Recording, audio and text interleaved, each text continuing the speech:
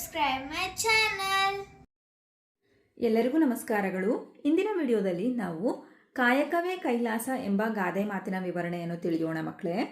ಗಾದೆಗಳು ವೇದಗಳಿಗೆ ಸಮವಾಗಿವೆ.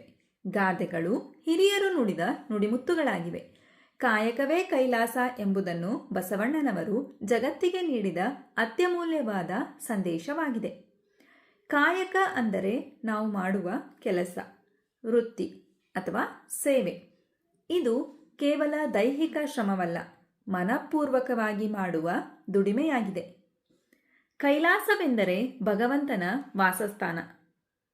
ನಾವು ಮಾಡುವ ಕೆಲಸವನ್ನು ಕೇವಲ ಹೊಟ್ಟೆಪಾಡಿಗಾಗಿ ಮಾಡದೆ ಅದನ್ನು ದೈವದತ್ತವಾದ ಪವಿತ್ರ ಸೇವೆ ಎಂದು ಭಾವಿಸಿ ಶ್ರದ್ಧೆ ಮತ್ತು ನಿಷ್ಠೆಯಿಂದ ಮಾಡಿದರೆ ಆ ಕೆಲಸದಲ್ಲೇ ನಾವು ಸ್ವರ್ಗ ಅಥವಾ ಕೈಲಾಸವನ್ನು ಕಾಣಬಹುದು ಎಂಬುದೇ ಇದರ ಅರ್ಥವಾಗಿದೆ. ದೇವರನ್ನು ಎಲ್ಲೋ ಹೊರಗೆ ಹುಡುಕುವ ಬದಲು ನಾವು ಮಾಡುವ ವೃತ್ತಿಯಲ್ಲಿಯೇ ದೇವರನ್ನು ಕಾಣಬೇಕು. ಸೋಮಾರಿತನವನ್ನು ಬಿಟ್ಟು ಶ್ರಮಜೀವಿಯಾಗುವುದೇ ಜೀವನದ ನಿಜವಾದ ಗುರಿಯಾಗಿದೆ. ಸಮಾಜದಲ್ಲಿ ಯಾವುದೇ ವೃತ್ತಿ ಮೇಲಲ್ಲ ಅಥವಾ ಕೀಳಲ್ಲ. ಕಸ ಗುಡಿಸುವವನಿಂದ ಹಿಡಿದು ಗುರುವಿನವರೆಗೆ ಪ್ರತಿಯೊಬ್ಬರ ಕಾಯಕವೂ ಗೌರವಯುತವಾದುದು. ಕಾಯಕವನ್ನು ಕೇವಲ ಲಾಭಕ್ಕಾಗಿ ಮಾಡುವುದಲ್ಲ, ಅದರಲ್ಲಿ ಸತ್ಯ ಮತ್ತು ಪ್ರಾಮಾಣಿಕತೆ ಇರಬೇಕು.